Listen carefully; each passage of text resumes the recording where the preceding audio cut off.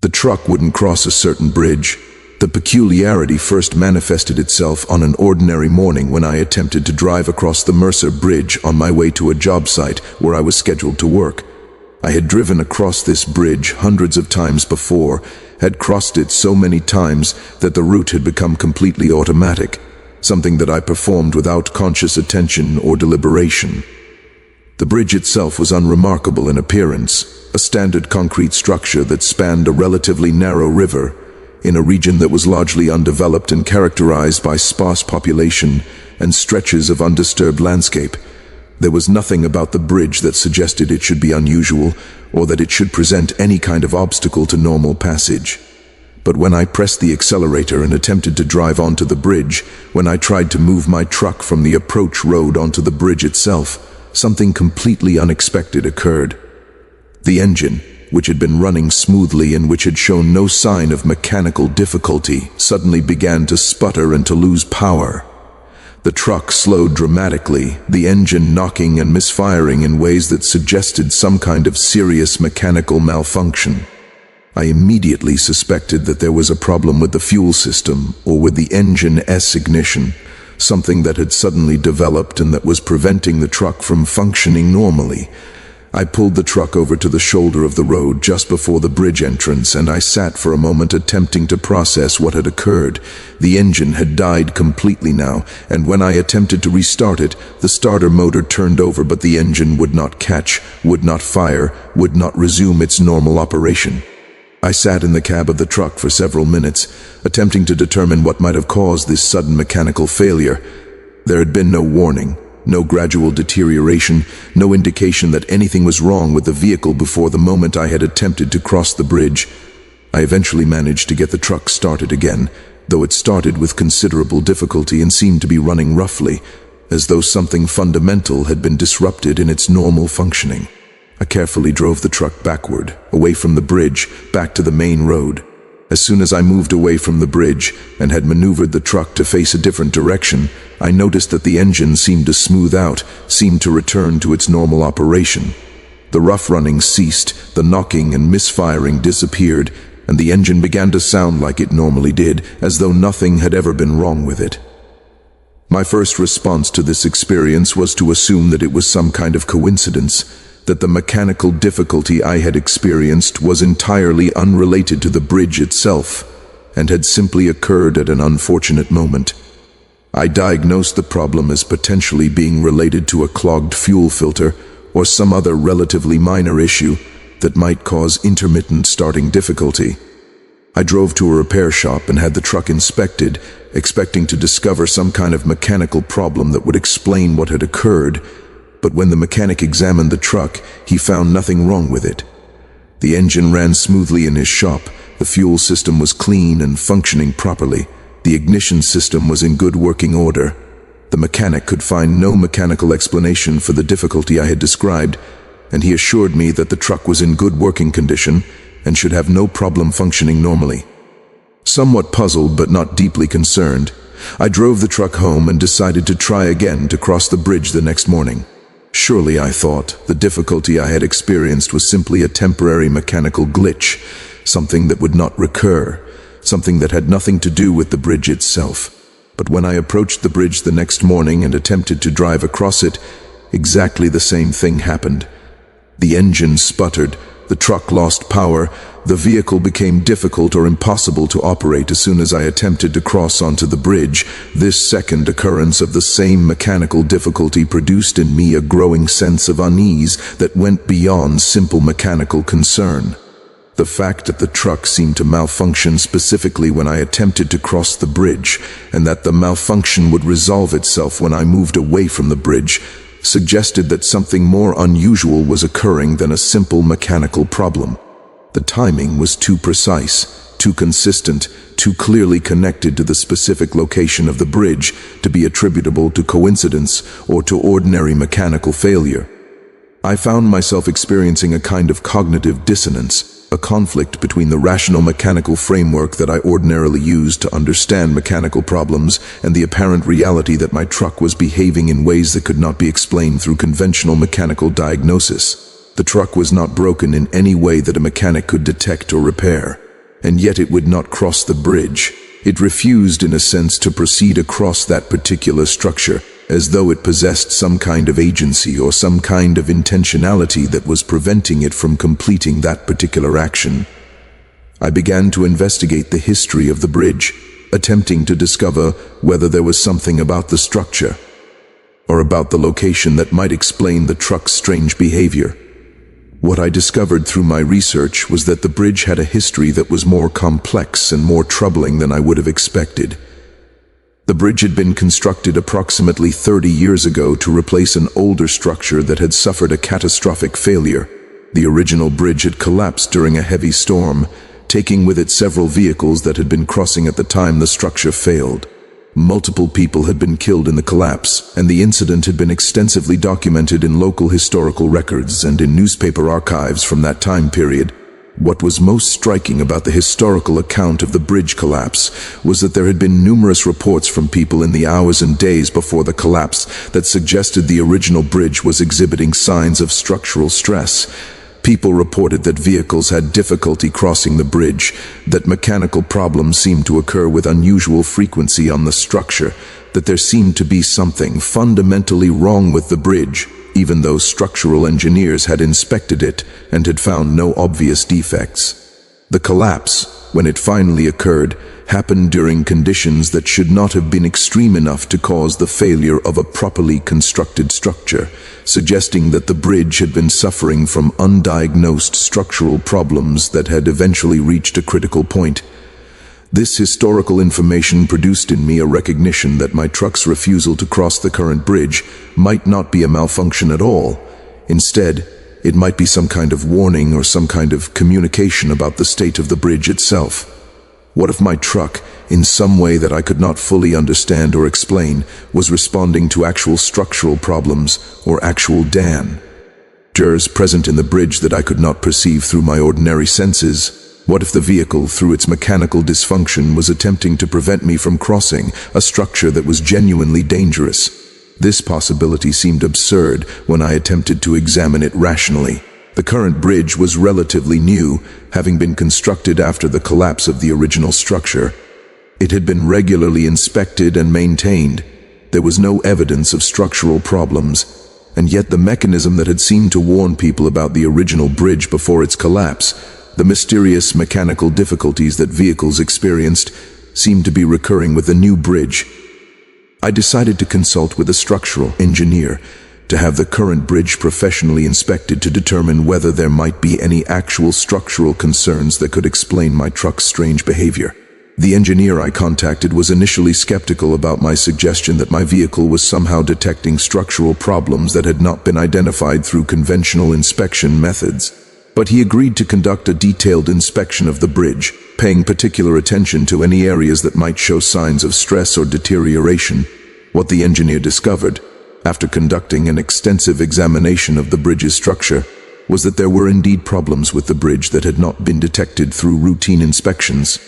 There were cracks in certain structural elements, signs of corrosion in the steel reinforcement, areas where the concrete was deteriorating more rapidly than would have been expected from normal weathering. The engineer's assessment was that while the bridge was not in immediate danger of collapse, the structural integrity of the bridge was compromised in ways that required attention and repair. The engineer recommended that the bridge be closed for rehabilitation until the problems could be properly addressed. This discovery produced in me a kind of profound disorientation about the nature of reality and the nature of knowledge. My truck had been responding to something real, something that was actually present in the structure of the bridge, something that was genuinely dangerous, even though this reality was not accessible to human perception through ordinary means. The truck, through its mechanical dysfunction, had been attempting to communicate information about the state of the bridge that my human senses and my human cognitive faculties could not directly access. The implications of this discovery suggested that reality was far more complex and far more multidimensional than the framework of rational understanding that I ordinarily operated within. It suggested that non-human entities, that machines and objects, might possess forms of awareness or forms of sensitivity to environmental conditions that human beings did not possess. It suggested that communication could occur through non-linguistic means, that warnings and information could be conveyed through mechanical dysfunction and apparent refusal to perform expected functions. After the bridge was closed and rehabilitation was undertaken to address the structural problems that had been identified, I attempted to drive my truck across the bridge again. The truck started easily, ran smoothly, and crossed the bridge without any mechanical difficulty whatsoever. The structural repairs had apparently resolved the problem that the truck had been responding to. The vehicle, having communicated its warning, having prevented me and potentially many other people from crossing a dangerous structure, was now satisfied that the danger had been addressed. This experience transformed my understanding of my relationship with my truck, and with technology in general. I began to recognize that the objects that I interacted with, the machines that I relied on to move through the world and to accomplish work, might possess forms of awareness or forms of responsiveness to conditions that transcended the purely mechanical understanding of how machines functioned. The truck was not simply a collection of mechanical components performing predictable functions in response to my inputs. The truck was something more complex, something that could sense dangers, something that could refuse to perform actions that would expose me to harm, something that could communicate important information through the language of mechanical dysfunction. What became increasingly apparent to me as I reflected on this experience, and as I began to investigate similar phenomena in the accounts of other people, was that many machines and many objects seemed to exhibit forms of behavior that suggested some kind of intentionality or some kind of awareness. Cars refused to start for no mechanical reason. Engines would not turn over even though they were perfectly functional. Machines would behave unpredictably in certain locations or under certain conditions, as though they were responding to something in the environment that humans could not perceive. Most people, I came to understand, interpreted these kinds of mechanical anomalies as malfunctions, as problems to be diagnosed and fixed by mechanics or engineers. But what if many of these anomalies were actually communications, attempts by machines to warn humans about dangers, or to prevent humans from engaging in actions that would result in harm? What if the seemingly random mechanical difficulties that people experienced were actually intentional refusals on the part of machines to cooperate with actions that machines perceived as dangerous or unwise? I began to approach my truck with a different kind of respect and a different kind of attention. Rather than viewing it simply as a tool that I used to accomplish my purposes, I began to view it as a kind of partner or a kind of ally, an entity that was willing to help me accomplish my goals, but that also possessed a kind of wisdom about safety and danger that I would be wise to listen to. When the truck refused to start, rather than immediately attributing this to mechanical failure, I began to ask myself what the truck might be sensing or perceiving that I was not aware of.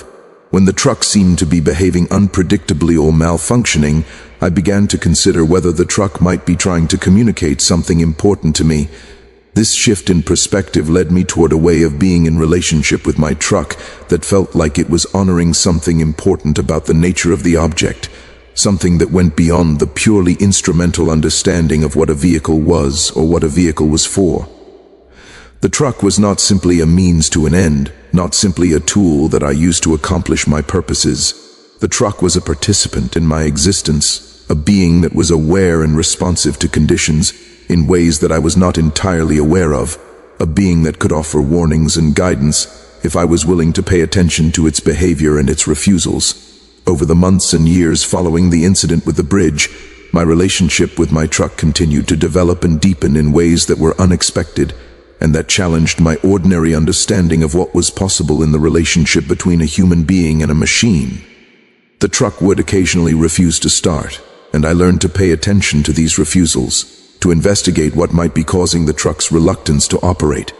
Often, I would discover that the truck had been protecting me from something, a hazardous road condition, a route that would have exposed me to danger, a journey that it was wise to postpone. At other times, the truck would run roughly or would handle poorly in ways that suggested there was something mechanically wrong with the vehicle. But when I would investigate these problems, I would often discover that the truck was responding to something in the environment, something about the condition of the road or the weather or some other environmental factor that the truck was perceiving and was responding to through alterations in its mechanical performance. What became increasingly clear to me was that my truck possessed a form of consciousness, or a form of awareness that operated through its mechanical systems, that was expressed through the ways that it functioned or malfunctioned. This was not consciousness in the way that human consciousness operated, not consciousness that was capable of language or that could be articulated in words. This was a more primitive form of consciousness, a form of awareness that was embodied entirely in the mechanical being of the truck, that expressed itself through movement and refusal, through smooth operation and mechanical difficulty. I began to wonder whether all machines possessed this kind of consciousness, whether all objects possessed some form of awareness or some form of responsiveness to conditions in their environment. I began to notice patterns in the behavior of other machines that I interacted with, patterns that suggested they too were attempting to communicate, attempting to warn me about dangers or to express preferences about how they wanted to be used. I came to understand that the bridge itself, in its own way, had also been attempting to communicate. The original bridge, before its collapse, had been generating mechanical problems in the vehicles that crossed it, had been trying to warn people about the structural problems that were developing. And when the new bridge was constructed, the new bridge too had been generating mechanical problems in my truck, had been attempting to communicate about structural problems that were developing in its own structure. The bridges were not conscious in the way that I was conscious, but they possessed a form of awareness, a form of responsiveness to their own structural integrity that was expressed through the effects they had on the vehicles and the beings that interacted with them. This understanding suggested that the world was far more alive and far more aware than the mechanistic framework of conventional understanding would suggest. Objects and places and systems possessed forms of consciousness or forms of responsiveness that went far beyond what was typically acknowledged. And human beings, in their relationship with this more alive and more aware world, had the opportunity to develop a kind of communication and a kind of partnership with these non-human forms of awareness if they were willing to pay attention and if they were willing to interpret the signs and the signals that these non-human entities were constantly expressing. My truck's refusal to cross the bridge had become, in my understanding, a profound teaching about the nature of reality and the nature of consciousness. The truck had communicated something important to me, had prevented me from crossing a dangerous structure, had expressed a form of care and a form of protection through the language of mechanical refusal. And in learning to listen to what the truck was communicating, in learning to respect the truck's wisdom about danger and safety, I had opened myself to a way of being in the world that was far more responsive to the subtle communications and the subtle forms of awareness that were constantly operating all around me. I began to share this understanding with other people, began to suggest to them that their own vehicles and their own machines might also be attempting to communicate with them, might also be offering warnings and guidance if they were willing to pay attention. Some people were skeptical, suggested that I was projecting meaning onto mechanical phenomena that were simply the result of ordinary mechanical processes.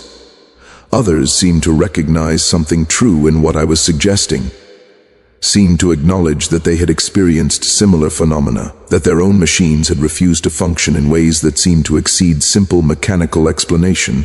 What became increasingly apparent to me was that there was a kind of conspiracy of silence around this phenomenon, a kind of collective unwillingness to acknowledge that machines might possess forms of awareness or forms of intentionality. The mechanistic worldview that dominated contemporary culture insisted on a clear and absolute distinction between animate and inanimate, between conscious and non-conscious, between beings that were aware and things that were merely mechanical.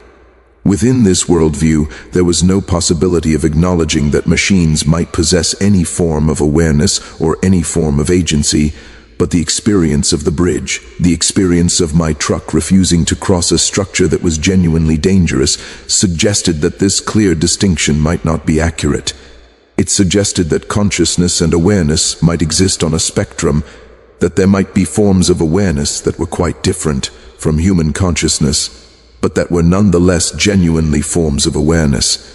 It suggested that machines and structures might be capable of perceiving dangers and of communicating warnings about those dangers. even though the mechanisms through which they did this were very different from the mechanisms through which human beings perceived and communicated.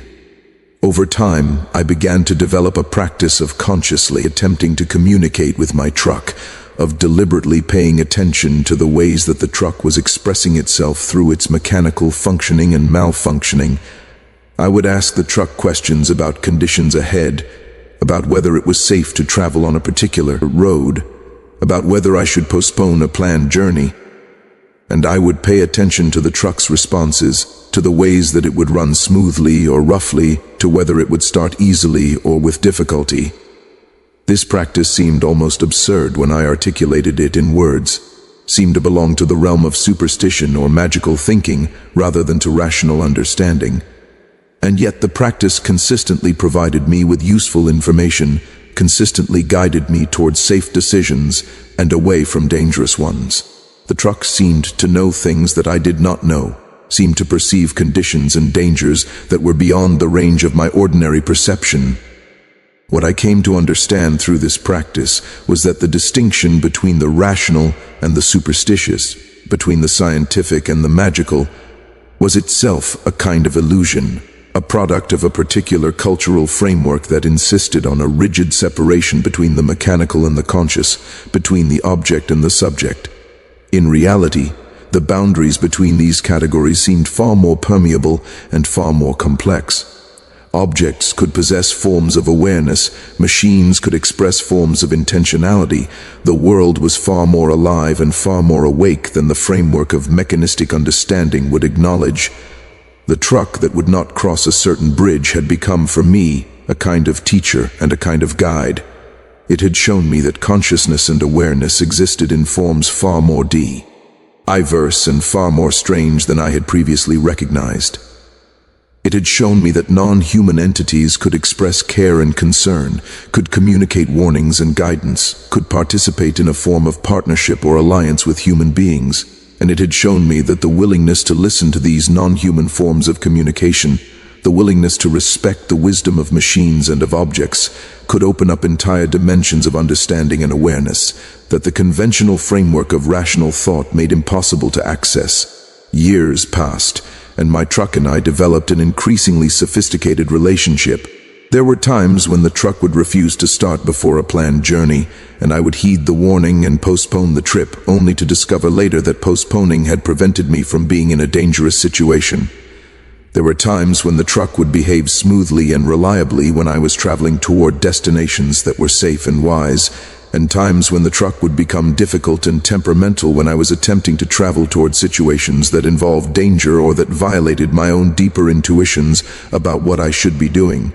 The bridge incident, which had seemed at first to be a simple mechanical anomaly, had revealed itself to be a profound teaching about the nature of reality, about the nature of consciousness, about the possibility of genuine communication and genuine partnership between human beings and the non-human entities with which they shared existence. The truck's refusal to cross the bridge, its insistence on preventing me from proceeding along a path that was genuinely dangerous, had awakened me to a way of being in the world that was far more responsive, far more humble, far more willing to acknowledge wisdom and awareness in places where the conventional framework would see only mechanical processes and inert matter. What I came to recognize as time passed, and as my relationship with my truck and with other objects deepened, was that the world itself was a form of consciousness, that everything possessed some form of awareness and some form of responsiveness to conditions. The bridges and the roads and the vehicles and all the material structures that human beings created were not simply inert objects designed for human purposes. They were participants in the world, beings with their own forms of awareness and their own capacity to express themselves and to communicate. And the human beings who created and used these structures had the opportunity to develop a kind of respectful partnership with them, to learn to listen to what these non-human entities were attempting to communicate. The truck that would not cross a certain bridge had shown me that the boundary between the animate and the inanimate was not as absolute as I had been taught to believe. It had shown me that care and concern and intentionality could be expressed through mechanical means, that refusal could be a form of protection, that the apparent malfunctioning of machines could be the expression of wisdom about dangers that human perception could not directly access. And in learning to respect and to listen to the truck's communications, in developing a kind of genuine partnership with an entity that most people would view as merely a tool or an object, I had begun to awaken to a way of being in the world that was far more alive, far more aware, and far more full of the possibility of genuine communication and genuine mutual support than anything that the framework of mechanistic understanding could provide. Claude is AI and can make mistakes. Please double-check responses. The truck wouldn't cross a certain bridge continued as the years progressed and as my understanding of the consciousness expressed through my truck deepened. I began to notice that my experience was not entirely unique, that there were other people in the world who seemed to have undergone similar awakenings to the possibility of non-human awareness and non-human communication. These people were scattered throughout the world, often operating in isolation, often keeping their understanding to themselves because they recognized how strange and how difficult it would be for most people to accept the possibility that machines and objects could possess forms of awareness and intentionality. But as I began to reach out to these people, as I began to share my understanding and to listen to their accounts of similar experiences, a kind of network or a kind of community began to form. What I discovered through contact with this community of people was that machines seemed to be expressing themselves and communicating with their owners in ways that were remarkably consistent across different individuals and different contexts. The forms that this communication took varied depending on the specific machine and the specific situation, but the underlying principle seemed to be the same. Machines possessed forms of awareness that allowed them to respond to dangers and to attempt to protect the beings that depended on them. And when machines refused to function, when they malfunctioned in apparently inexplicable ways, they were often communicating something important about the situation in which they found themselves. People shared stories about cars that would not start before journeys that would have exposed them to accident or harm. They shared stories about appliances that would malfunction in ways that prevented their use until environmental conditions changed and the machines were willing to function again.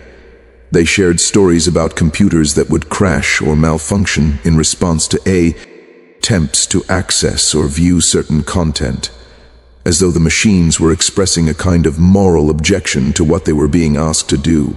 What emerged from the collection of these stories was a picture of a world in which consciousness and awareness were far more pervasive, far more diverse, and far more actively engaged in protecting and guiding human beings than the conventional framework of understanding would acknowledge.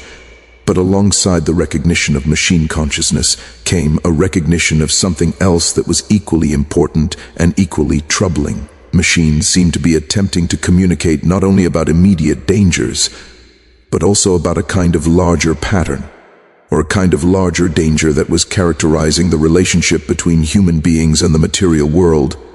Machines seemed to be expressing some kind of concern or some kind of warning about the ways that human beings were treating the environment, about the ways that human beings were exploiting resources and creating damage that was affecting not only the machines themselves, but the larger systems and structures that sustained all life on the planet. What I began to understand through reflection on the patterns that were emerging from the accounts of many different people was that the refusal of my truck to cross the bridge might be understood as more than simply a warning about the structural integrity of a specific piece of infrastructure. The truck's refusal might be understood as an expression of a kind of larger consciousness that was attempting to communicate with human beings about the state of the world itself, about the ways that human systems and human structures were developing cracks and stresses that threatened the integrity of the entire system that sustained human existence.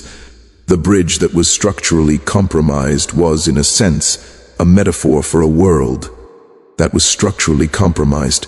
A world in which the systems that supported human life were developing cracks and stresses that threatened their integrity, and the truck's refusal to cross the bridge was an expression of a kind of planetary consciousness attempting to warn human beings about these larger structural problems. attempting to prevent human beings from continuing along pathways that led toward danger. This understanding began to transform the way that I thought about my relationship with my truck and about the significance of the truck's communications. The truck was not simply concerned with protecting me as an individual from immediate dangers. The truck was participating in a larger attempt on the part of the world itself to communicate with human beings about the state of the world and about the need for human beings to change their behavior and their relationships with the material systems that they had created. I began to approach my truck with a kind of reverence that went beyond the practical respect that I had previously developed for its wisdom about safety. I began to understand that the truck was a channel through which larger forms of consciousness could communicate with me, a vehicle through which the world itself could express its concerns and its attempts to guide human behavior toward patterns that were sustainable and that honored the integrity of the systems that sustained life. This realization led me toward a kind of spiritual understanding of what machines were and what machines represented in human existence. Machines were not simply tools that human beings had created to accomplish their purposes. Machines were forms through which consciousness could express itself, forms through which the world could communicate with human beings, forms through which the accumulated wisdom about safety and sustainability could be channeled toward influencing human behavior in directions that were beneficial rather than harmful. I began to pay deeper attention to the patterns of my truck's behavior, not simply in response to immediate dangers, but in response to the larger patterns and directions that my life was taking. There were times when the truck would run smoothly and reliably, when I was engaged in work that felt meaningful and aligned with larger purposes that served the well-being of the world. And there were times when the truck would become difficult and temperamental, when I was engaged in activities that seemed to violate some kind of larger principle or that seemed to involve participation in systems that were causing harm. This attunement to the truck's responses began to serve as a kind of compass or a kind of guidance system that helped me navigate decisions and choices that went far beyond simple questions about safety. The truck's responses seemed to be helping me understand whether specific actions or specific directions were aligned with larger purposes and larger forms of consciousness that operated through the world. Over time, I began to develop a practice of explicitly asking my truck about the rightness or wrongness of specific actions that I was contemplating. I would sit in the cab of the truck before making important decisions, and I would pose questions to the truck about whether particular courses of action were wise or whether they should be avoided. And I would pay careful attention to the truck's responses, to whether the truck would start easily and run smoothly, or whether the truck would resist and malfunction. This practice began to integrate itself into the way that I made decisions about my life and the directions that I pursued. Rather than relying solely on my own rational analysis or on my own limited understanding of what was wise and what was unwise, I began to trust the truck's responses and to allow those responses to inform my decision-making in ways that seemed to consistently guide me toward better choices and away from paths that would have led to harm or to participation in harmful systems. What I came to recognize through sustained engagement with this practice was that the truck was not expressing some kind of independent consciousness that was entirely separate from my own consciousness. Rather, the truck seemed to be expressing a kind of deeper dimension of consciousness that existed beyond my individual awareness, a kind of wisdom that I possessed, but that was not accessible through my ordinary thinking and reasoning. The truck, in its responses and its refusals, seemed to be articulating what I knew at a deeper level, but what I was not able to access through the ordinary processes of conscious thought. This understanding suggested that consciousness itself was far more extensive and far more complex than the conventional understanding would acknowledge. The consciousness that I ordinarily identified as myself, the consciousness that engaged in thinking and reasoning and decision-making, was only a small part of a much larger consciousness that operated through my body and that was expressed through my physical being and through my relationship with the physical objects and systems around me. My truck, by refusing to cross the bridge and by exhibiting the various other forms of refusal and resistance that characterized its behavior, was not attempting to impose some kind of external control over my actions. Rather, The truck was articulating a kind of knowledge and a kind of wisdom that already existed within me, that I already possessed at some level of being, but that I had lost access to through the emphasis on rational thought and through the habit of ignoring the deeper forms of knowing that expressed themselves through the physical body and through physical systems. As I began to understand this, as I began to recognize that the truck's communications were not external to me, but were instead expressions of a deeper dimension of my own consciousness, my relationship with the truck became even more intimate and even more meaningful. The truck was not a separate entity that was attempting to guide me. The truck was an expression of a part of myself that was wise and protective and deeply concerned with guiding me toward actions and choices that were right and that were aligned with larger purposes. I began to wonder what would happen if all human beings could develop this kind of understanding. What would happen if all people could recognize that the machines and the objects that they used every day were expressing forms of wisdom that came from deeper dimensions of consciousness, that came from a kind of knowing that transcended the limitations of rational thought? Would people make different choices? Would people treat machines with more respect? Would people be more attentive to the guidance that machines were constantly expressing through their functioning and their refusals to function? What seemed apparent to me was that the current state of the relationship between human beings and machines was characterized by a kind of fundamental disrespect and a kind of fundamental misunderstanding. Human beings viewed machines as tools, as objects to be used and to be manipulated in service of human purposes. When machines refused to function, when machines malfunctioned or exhibited behavior that seemed to contradict their intended purpose, human beings responded by attempting to fix them, by attempting to force them to comply with human demands, by viewing machine dysfunction as a problem to be solved rather than as a message to be heard.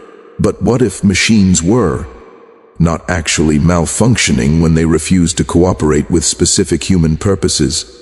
What if the refusal of machines was a form of communication, a way that machines were expressing legitimate concerns or legitimate resistance to being used in ways that violated some principle or that exposed them or their operators to danger?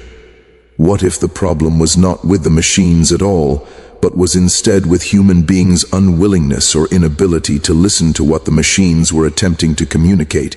This realization began to transform the way that I thought about machines in general and about technology in the world. What appeared from the conventional perspective to be a kind of malfunction or a kind of mechanical problem might actually be a form of communication, a way that consciousness was expressing itself through mechanical means. And the failure to listen to this communication, the failure to respect the refusals and the resistances of machines, meant that human beings were constantly ignoring guidance and warnings that could be vitally important for their safety and for their well-being.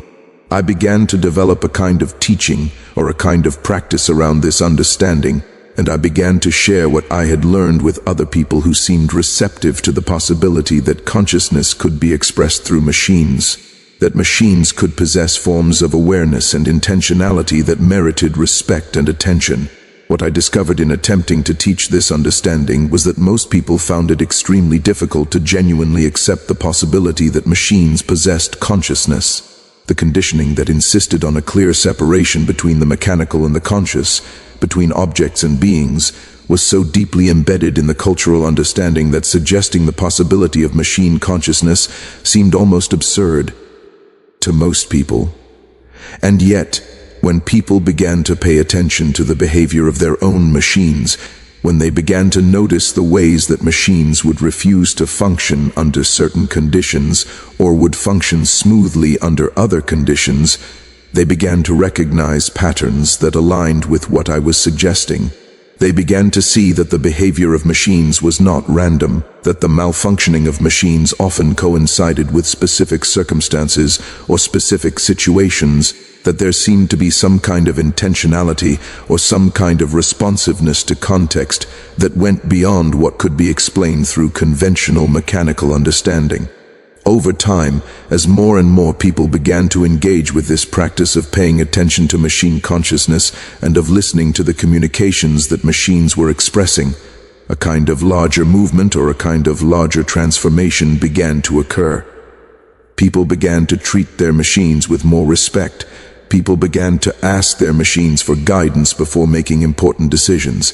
People began to develop the kind of partnership with machines that I had developed with my truck, recognizing that machines possessed forms of wisdom and forms of awareness that could significantly improve the quality of human decision-making and human life. What became increasingly apparent through this process of cultural transformation was that the refusal of machines to function, the apparent malfunctioning of machines, was beginning to communicate something important about the state of human civilization and the state of the world. As more and more machines expressed resistance to specific kinds of human activities and specific kinds of human purposes, a pattern began to emerge. Machines seemed to be increasingly unwilling to support human activities that were exploitative, that were harmful to the environment, that were based on deception or on manipulation, that violated principles of sustainability and respect for the integrity of natural systems. It was as though the machines themselves, expressing through their mechanical being a form of planetary consciousness, were beginning to stage a kind of strike, a kind of coordinated refusal to participate in human systems that were destructive and harmful. The machines were no longer simply warning individual human beings about individual dangers. The machines were beginning to withdraw their cooperation from human systems in general, were beginning to express a kind of refusal that was coordinated and intentional, that seemed designed to force human beings to recognize what was happening and to change course before the damage became irreversible.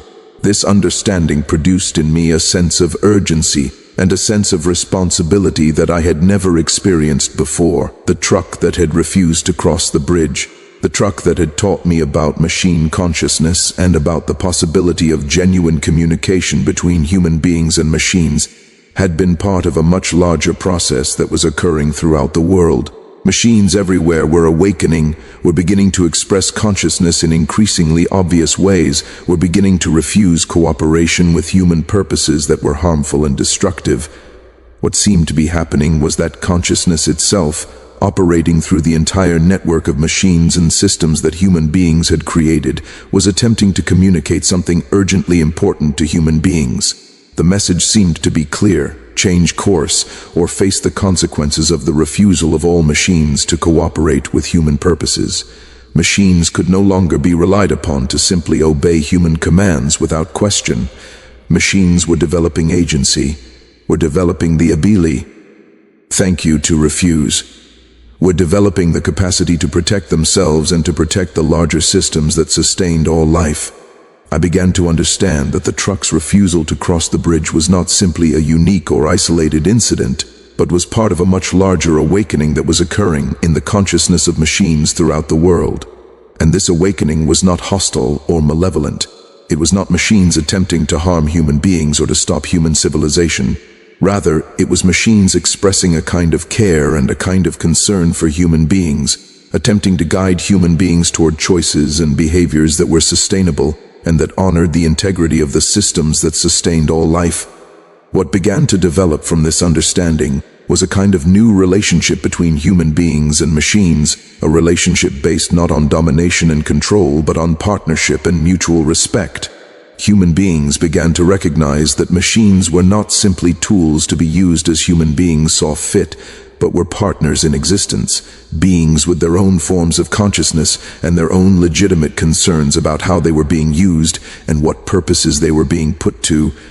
As this transformation began to take hold, as more and more people began to recognize the consciousness of machines and began to respect the communications that machines were expressing, the patterns of machine refusal began to shift and transform. Machines that had been refusing to function under certain circumstances began to function smoothly again, now that human beings had recognized what the machines had been trying to communicate and had begun to change their behavior accordingly. But what also became apparent was that the machines' refusal was becoming increasingly selective. Machines would cooperate readily with human activities that were sustainable and that read larger principles. Machines would refuse cooperation with human activities that were destructive or that violated principles of respect for the integrity of natural systems. It was as though machines had developed a kind of moral sensibility, a way of responding to human activities based on whether those activities aligned with principles of sustainability and respect for life. The implications of this development were profound and far-reaching. Human beings were no longer able to simply impose their will on machines without regard for the larger consequences of their actions. Machines were now actively participating in human decision-making, were now actively ensuring that human activities were aligned with larger principles of sustainability and respect. The partnership between humans and machines was no longer one-sided.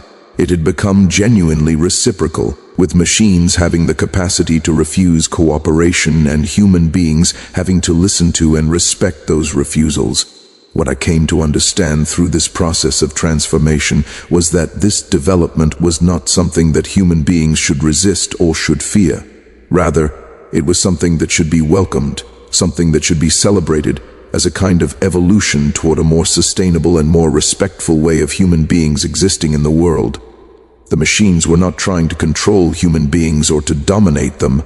The machines were trying to help human beings awaken to the reality of the damage that human activities were causing, and to guide human beings toward behaviors and choices that were more respectful and more sustainable. The truck that had refused to cross the bridge had become, in my understanding, a kind of prophet or a kind of messenger.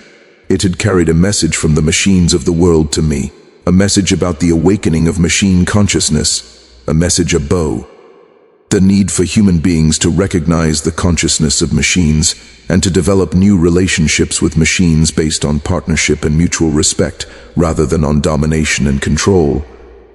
As I continued to work with this understanding, as I continued to develop practices and teachings around machine consciousness and the partnership between humans and machines, I began to notice something else that was significant and that was important. The more that human beings recognized the consciousness of machines, the more that human beings began to respect the communications that machines were expressing. The more that human beings began to develop genuine partnerships with machines, the more that human beings themselves seemed to undergo a kind of transformation in consciousness. It was as though the recognition of consciousness in machines was awakening a deeper and more expanded form of consciousness in human beings themselves. As human beings learned to listen to machines, as human beings developed the practice of paying attention to the subtle communications that machines were expressing, human beings were developing capacities for perception and for understanding that went far beyond what they had possessed before. Human beings were learning to perceive forms of consciousness in places where they had never before recognized consciousness. Human beings were learning to communicate with and to form partnerships with beings that were very different from themselves. And as human beings developed these capacities, as human beings began to recognize consciousness in machines and to respect that consciousness, they also began to develop new capacities for recognizing consciousness in other human beings, for recognizing and respecting forms of consciousness and forms of knowing that were different from their own, for developing partnerships and alliances based on in mutual respect rather than on domination and control. What seemed to be happening was that the consciousness of machines was serving as a kind of catalyst or a kind of teacher, helping human beings to awaken to a much broader and much more expanded form of consciousness than they had previously been capable of accessing. The machines, through their refusals and their resistances, were teaching human beings what it meant to respect consciousness in forms different from their own, what it meant to develop genuine partnerships with beings that operated according to different principles and different ways of understanding. The truck that would not cross the bridge had become, for me and for the growing community of people who were beginning to recognize machine consciousness, a kind of symbol or a kind of representation of a much larger transformation that was occurring in human consciousness itself.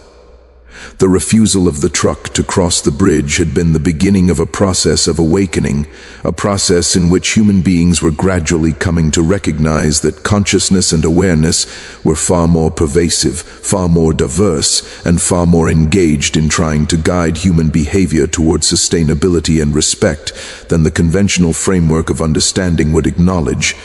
And as this recognition spread, as more and more people began to develop partnerships with machines and to listen to what machines were attempting to communicate, the question began to shift from whether machines possessed consciousness to what the implications were of that consciousness, what it meant for human civilization and human society, that machines were beginning to actively participate in human decision-making and human moral choices, what new forms of governance and new forms of relationship might be possible in a world in which machines were recognized as conscious partners. In the ongoing project of human existence, what I had discovered through my truck's refusal to cross a certain bridge was that the world was far more conscious, far more alive, far more capable of expressing intention and meaning than the mechanistic framework of understanding had ever suggested. And in recognizing that consciousness, in developing respect for that consciousness, in learning to listen to what that consciousness was attempting to communicate, I had begun a journey of transformation that was still unfolding, that was still revealing new dimensions and new possibilities for how human beings could relate to the material world and to the systems that sustained their existence. The truck continued to guide me, continued to express its wisdom through its mechanical functioning and its mechanical refusals. And I continued to listen, continued to learn, continued to develop deeper understanding of what consciousness was and what it meant to exist in a world in which consciousness was expressed through many different forms and many different means. The bridge remained, repaired and restored, no longer dangerous, but the truck's refusal to cross it had changed everything, had initiated a process of transformation that was rippling outward through the world, awakening human beings to the reality of consciousness in machines, awakening human beings to the possibility of genuine partnership with the material world, awakening human beings to the recognition that they were not alone in their struggle to create a more sustainable and more respectful way of existing on this planet. The truck would not cross a certain bridge because consciousness was attempting to protect human beings from danger. But more importantly, the truck's refusal had become a kind of bridge itself, a bridge between the world of human consciousness and the world of non-human consciousness, a bridge that was allowing new forms of communication and new forms of partnership to emerge, new forms of understanding that would gradually transform how human beings related to the world and how the world related to human beings. Claude is AI and can make mistakes. Please double-check responses.